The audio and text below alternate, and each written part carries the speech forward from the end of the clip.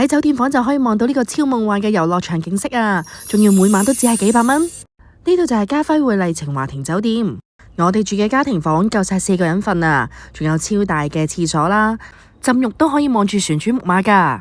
酒店隔籬呢，就係國家4A 級嘅旅遊景區龍鳳山莊，一出酒店就可以即刻去玩啊！第一站我哋就去到冰雪王國，夏天嚟玩就係爽啊！第二站呢，我哋就去玩彩虹滑道，又刺激又出片啊！第三站就嚟到酒店房望出去嘅滿屋世界，有邊個小朋友可以抵得住呢個雙層嘅旋轉木馬？園區入邊呢，都充滿住童話世界嘅感覺啊！園區嘅另一邊仲有機動遊戲設施。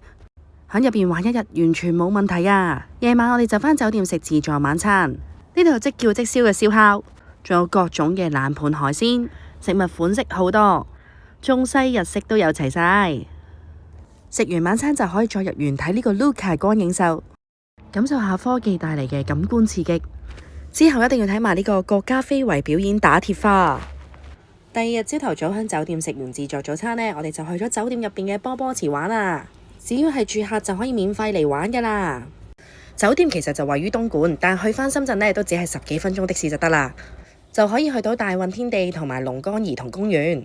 2日1夜嘅行程我就幫你準備好啦，想知詳情記得收藏留言，我會 DM 你噶啦。